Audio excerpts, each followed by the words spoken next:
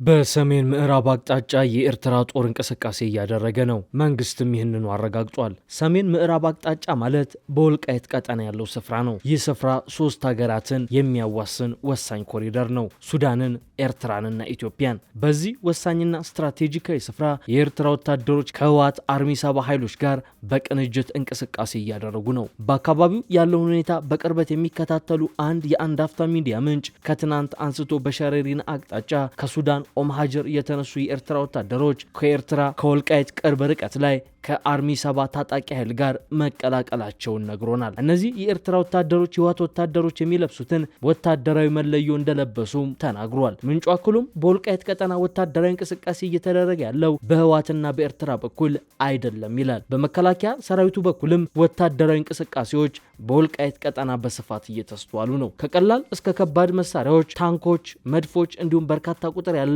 ሰራዊት ወደ ቀጠናው ገብቷል። የድሮን ቅኝትና አሰሳም በየቀኑ እንደቀጠለ ነው። በተመሳሳይ የተከዜ ዘብም በተጠንቀቅ ላይ ሆኖ ትዕዛዝ እየጠበቀ ነገሮችን በአንክሮ እየተከታተለ መሆኑን ከስፍራው ማረጋገጥ ችለናል። በተመሳሳይ በቡሬ ድንበርም ተመሳሳይ እንቅስቃሴዎች እየተደረጉ ነው። በሁሉም የኤርትራ አዋሳኝ ድንበሮች መከላከያ ሰራዊቱ በተጠንቀቅ ሆኖ ጣቱን ቃታው ላይ አድርጎ የሚሆነውን እየጠበቀ ነው። በአማራና ኦሮሚያ ክልሎች የነበረው የመከላከያ ሰራዊትም ወደ ትግራይ አዋሳኝና ኤርትራ ድንበሮች በስፋት እየተጓጓዘ ነው። በዚህም በተለይም በአማራ ክልል ደቡብ ጎንደር ቀጠና የፋኖ አማጺዎች ከተሞችን እየተቆጣጠሩ ይገኛሉ። እነዚህ መረጃዎች የሚያሳዩት አስከፊ ብሎም አውዳሚ ጦርነት የአይን ጥቅሻችንን ያህል መቅረቡን ነው። አውዳሚና አስከፊ ጦርነት ይሆናል የምንለው ቃላት ለማሳመር ወይንም ደግሞ አረፍተ ነገር ለመሰደር አይደለም። ይልቁንም አሁን በአፍሪካ ቀንድና በቀይ ባህር ቀጠና ካለው አሁናዊ ውጥረት ከመነሳት ነው። በተለይም የሚድል ፓወር ባለቤት አገራት ጓዛቸውን ጠቅልለውና ሸክፈው የሚገኙት እዚሁ እኛ ቀጠና ላይ ነው። ኢትዮጵያና ኤርትራ ወደ ጦርነት የሚገቡ ከሆነ አገራቱ እንደ ሱዳን ሁሉ የውክልና ጦር ሜዳ የመሆናቸው ነገር ሳይታለም የተፈታ ነው። በሱዳኑ ጦርነት ሳውዲ አረቢያ፣ አረብ ኤምሬቶች፣ ግብጽ፣ ፓኪስታን፣ ሩሲያ፣ ኢትዮጵያ፣ ኤርትራ በግልጽ በመሳተፍ አገሪቷን የሀያላን ቡጢ መቃመሻ ሜዳ አድርገዋታል። አሁን ከቋፍ የደረሰው የኢትዮ ኤርትራው ፍጥጫ አሳቻ ጊዜ አግኝቶ ከፈነዳ ሀያላን አገራት ጥቅማቸውን ለማስከበር ቡጢ የሚቃመሱበት ሜዳ የመሆን እድሉ እጅግ ከፍተኛ ነው። በተለይም አረብ ኤምሬትስ፣ እስራኤል፣ ሳውዲ፣ ግብጽ፣ ሶማሊያ፣ ኢራንና ቻይና የጦርነቱ ግልጽ ተሳታፊዎች ሊሆኑ ይችላሉ። እንዴት የሚለውን የኃይል አሰላለፍ በዝርዝር እንቃኘዋለን። ከዚህ አስቀድመን ግን ባለፈው እሁድ ዶክተር ጌዲዮን ጢሞቴዎስ ለኤርትራ የጻፉትን ደብዳቤ አንደምታ በግርድፉ መቃኘት የሀያላኑ አሰላለፍ ምን ሊሆን ይችላል የሚለውን ይነግረናል እና እሱን አስቀድመን እንመልከተው።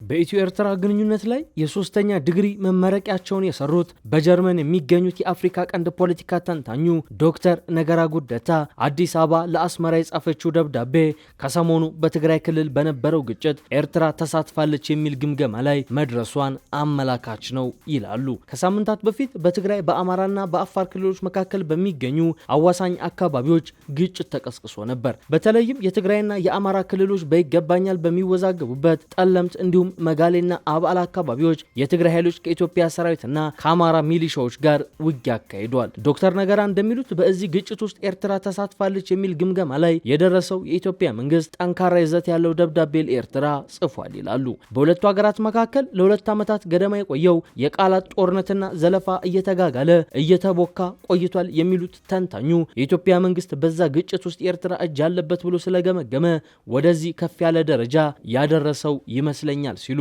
ያብራራሉ። በአንድ አፍታ ሚዲያ የፖለቲካ ትንታኔዎችን በማዘጋጀት የሚታወቀው እንዲሁም በአዲስ አበባ ዩኒቨርሲቲ የፖለቲካል ሳይንስ የፒኤችዲ ተማሪ ደረጀ ይመር የኢትዮጵያ ደብዳቤ ቅጽበታዊ እንዳልሆነ ይገልጻል። የኢትዮጵያ መንግስት የባህር በር ለማግኘት ሜዳውን የማመቻቸት እንቅስቃሴ አካል እንደሆነም ያክላል። የኢትዮጵያ መንግስት የባህር በር ከማግኘት ጋር በተያያዘ ሲያራምደው የዘለቀው ለኢትዮጵያ ቀይ ባህር ያስፈልጋታል የሚል አቋም በዓለም አቀፍ ማህበረሰብ ውግዘት ሊያስከትል የሚችል እንደሆነም ተንታኙ ይገልጻል። ለምሳሌ ኢትዮጵያ በቀይ ባህር ምክንያት ወደ ጦርነት ብትገባ ከዓለም አቀፍ ሕግ አንጻርም ከአልጀርስ ስምምነት አንጻርም ቅርቃር ውስጥ ሊከታት ስለሚችል አዋጭ አይደለም በማለት ነው የፖለቲካ ሳይንስ ተማሪው ደረጀ የሚናገረው። የነበረው። ስለዚህም የሉዓላዊነት አደጋ ውስጥ እንደገባችና በተባበሩት መንግስታት ስምምነት መሰረት ሉዓላዊነቷን ለመጠበቅ እርምጃ ለመውሰድ ሁኔታዎችን እያመቻቸች እንደሆነ ይናገራል። አንድ ሀገር የሉዓላዊነት አደጋ ውስጥ ከገባ በማንኛውም ቅጽበት ያንን አደጋ የመቀልበስ ሙሉ ስልጣን አለው የሚል የተመድ አንቀጽን በመጠቀም ኢትዮጵያ ከግዛት ሉዓላዊነት አንጻር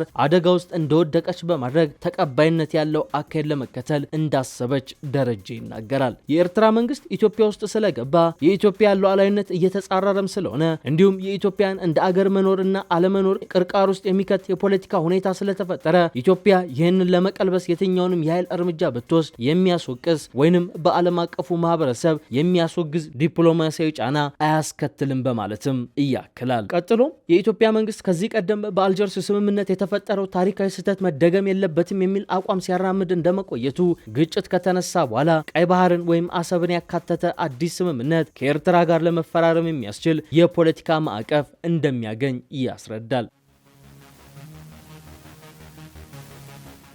ነዋሪነታቸውን ለንደን ያደረጉት የምስራቅ አፍሪካ ፖለቲካ ተንታኙ አብዱራህመድ ሰይድ አቡ ሐሺም በበኩላቸው የሁለቱ ሀገራት የደብዳቤና መግለጫ ልውውጥ ወደ መጠራጠርና ውጊያ የሚያመራ ነው ይላሉ። ኢትዮጵያ የኤርትራ ወታደሮች በግዛቷን በየትኞቹ አካባቢዎች ላይ እንደሚገኙ ግልጽ አለማድረጓ ትንኮሳ እንደተፈለገ የሚያሳይ ነው ይላሉ። እውነት ያለው ቢሆን ኖሮ የትኞቹ አካባቢዎች እንደሆኑ ተለይተው በሽምግልናና በንግግር መፍታት ይቻል ነበር። በኤርትራ ላይ ውጊያ በሚከፈትበት ጊዜ እንደዚህ አይነት ጉዳዮች እንዳሉ ለማስመሰል ነው ሲሉም ያከላሉ። የቀይ ባህር ጥያቄ ለሁለቱ ሀገራት መካረር የራሱ ሚና እንደተጫወተም ጠቅሰው ጥያቄው በኤርትራ ሉዓላዊ መሬት ላይ ለመግባት ከሆነ ግን ማንኛውም አገር የሚቀበለው አይደለም በማለት ይናገራሉ። አሁን ያለው መካረር ወዴት ሊያመራ ይችላል በሚል የሚጠየቁት ዶክተር ነገራ የለየለት አስከፊ ጦርነት የመፈጠሩ እድል አነስተኛ ቢሆንም ፈጽሞ የማይሆን ሊባል አይችልም ይላሉ። ከዚህ ቀደም በባድመ ጦርነት እንደነበረው ግንባር ለግንባር አየር ላይ የመዋጋት እድሉ አነስተኛ ነው የሚለው ለአሁን ነው። በጊዜ ሂደት ከ1-2 ዓመት በኋላ ወይም መሃል ላይ ስህተት ከተፈጠረ ጦርነት ሊፈነዳ ይችላል ብለዋል። የአልጀርስ ስምምነት ከተፈረመ አንስቶ ጠቅላይ ሚኒስትር አብይ አህመድ ወደ ስልጣን እስከ መጡበት ጊዜ ድረስ ያለው ሰላምም ጦርነትም ያልነበረበት ወቅት በማጣቀስም አሁንም ሁለቱ ሀገራት አንዳቸው የሌላኛቸውን አማጽያን በመደገፍ ቀዝቃዛ ጦርነት ውስጥ እንደሆኑ ያከላሉ። ኢትዮጵያ የኤርትራ ወታደሮች ሉዓላዊ ግዛቷን ጥሰው በኃይል የተቆጣጠሯቸው ስፍራዎች መኖራቸውን ስትገልጽም የአሁኑ የመጀመሪያዋ እንዳልሆነ በማከል የፖለቲካ ሳይንስ ተማሪው ደረጀ በኢትዮጵያ በኩል ሶስተኛ አደራዳሪ ወገን እንዲገባ ፍላጎት አለ ይላል። አክሎም ሶስተኛ አደራዳሪ አካል በሚገባበት ጊዜ ጉዳዩ የድንበር ብቻ አይደለም፣ ከዚህ ቀደም ከተለያዩ ወገኖች አሰብ ወይም ቀይ ባህርን ያካተተ አዲስ ስምምነት መፈጠር አለበት የሚሉ ብዙ ጫናዎች ሲያደርሱ ነበር ሲል ያብራራል። ወደ አልጀርስ ስምምነት የተገባው ዋጋቸው ወይም ህጋዊነታቸው የወደቁ የቅኝ ግዛት ውሎች ተይዘው ነው። የኢትዮጵያ መንግስት ያ ታሪካዊ ስህተት እንዳይደገምና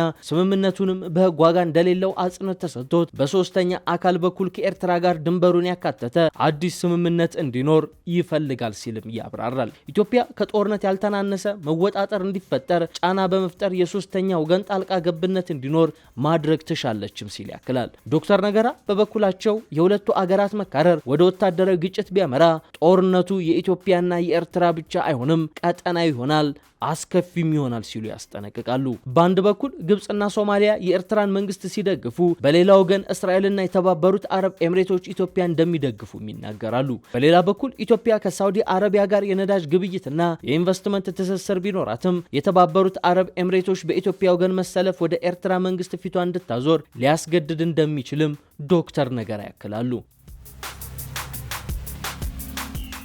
የምስራቅ አፍሪካ ፖለቲካ ተንታኙ አብዱራህማንም ከዶክተር ነገራ አስቴት ጋር የሚመሳሰል እይታ አላቸው። ይህ ግጭት ከተጀመረ በኢትዮጵያና በኤርትራ ተወስኖ የሚቀር አይሆንም። ሌሎች ሀገራትም ይህንኑ አጋጣሚ እንደ እድል ተጠቅመው ጣልቃ ገብተው ፍላጎታቸውን ለማስጠበቅ ለመንቀሳቀስ ይገደዳሉ ይላሉ። በግጭቱ ኢራን እንዲሁም እንደ ቻይና ያሉ ሀያላን አገራት ጣልቃ እንደሚገቡ ጠቅሰውም ይህም በቀጠናው የሚገኙ አገራትን ድህነት ውስጥ እንዲኖሩ የሚያስገድድ ነው በማለት ትንበያቸውን ይዘጋሉ። ከዚህ በተጨማሪም እንደ ኢትዮጵያ፣ ሱዳንና ሶማሊያ ያሉ አገራትን ወደ መበታተን የሚያመራ ግጭት ሊሆን እንደሚችልም ስጋታቸውን አስከትሏል። በኤርትራም ተመሳሳይ ሆነ ምስቅልቅል ሊያስከትል እንደሚችልም አስጠንቅቀዋል። የሁለቱን ጎረቤት አገራት ውጥረት ማየሉን ተከትሎ ዲፕሎማቲክ ማህበረሰቡ ጣልቃ ሊገባ እንደሚችልም የሚጠበቅ እውነት ነው። በተለይም ኢትዮጵያ ለተመድ በተደጋጋሚ ያቀረበችው አቤቱታ ምላሽ አለማግኘቱን ተከትሎ ለራሷ ለኤርትራ የላከችው ጥብቅ ማስጠንቀቂያ 11ኛው ሰዓት መድረሱን የሚያመላክት ሆኖ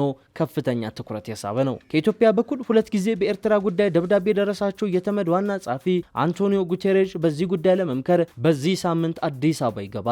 የሁለቱ ሀገራት ውጥረት ወደ ጦርነት እየተንደረደረ መሆኑን የተረዱት የሚመስሉት የተመድ ዋና ጸሐፊ ጉቴሬሽ ከጠቅላይ ሚኒስትር አብይ አህመድና ሌሎች የአፍሪካ መሪዎች ጋር ይመክራሉ። አዲስ አበባ በምታስተናግደውና በሚቀጥሉት ጥቂት ቀናት የአፍሪካ ህብረት የመሪዎች ጉባኤ ጎን ለጎን የኢትዮ ኤርትራ ጉዳይ ይነሳል። በጉባኤው ላይ በታዛቢነት የሚታደሙ እንደ አሜሪካ ያሉ ሀገራት ዲፕሎማቶችም በሁለቱ ሀገራት መካከል የተፈጠረውን ውጥረት ለማርገብ መምከራቸው ማስጠንቀቃቸው የሚጠበቅ ነው። ምንም እንኳን ዲፕሎማቲክ ማህበረሰቡ በአዲስ አበባና አስመራ መካከል የተፈጠረውን መካረር ለማርገብ መንቀሳቀሱ የሚጠበቅ ቢሆንም ተጨባጭ ውጤት መገኘቱ ላይ ግን ጥያቄ ይነሳል። በተለይ በኤርትራ መንግስት በኩል ካለ የዲፕሎማሲ ገፊነት አንጻር ሁለቱ ሀገራት በሚካሰሱበት የእጅ አዙር ጦርነት የሚሆን በአሰብ ጉዳይ ለሐቀኛ ድርድር ዝግጁ መሆኑ የሚያጠራጥር ነው። በኤርትራ በኩል ወደ ድርድር ለመግባት ፍላጎት የማይታይ ከሆነ የተፈራው ጦርነት የመቀስቀሱ ጉዳይም አጠያቂ አይሆንም የሚሉ አስተያየቶች አሉ። በሁለቱ መንግስታት በኩል አንዳቸው የሌላኛቸውን ተቀናቃኞች አስታጥቀው በእጅ አዙር ከመፋለም አልፈውም ከየጀርባቸው ያሰለፏቸውን ሀገራት ይዘው ወደ ለየለት ውጊያ ሊገቡ የሚችሉበት እድል ጠባብ አይደለም። በኤርትራ በኩል እንደ ግብጽ፣ ሳውዲ አረቢያ ያሉ ሀገራት ከጀርባ የሚሰለፉ ሲሆን በኢትዮጵያ በኩል ደግሞ የባህረ ሰላጤዋ አመፀኛ ሀገር የተባበሩት አረብ ኤምሬትስ አለች። ነገሩን አሳሳቢ የሚያደርገው ከሁለቱ ሀገራት ጀርባ የተሰለፉ ሀገራት ሳውዲና ኤምሬትስ ቁርሾ ውስጥ የሚገኙ ሲሆን በምስራቅ አፍሪካ የኃይል የበላይነትን ለመቀናጀት እየተሽቀዳደሙ በመሆናቸው ነው።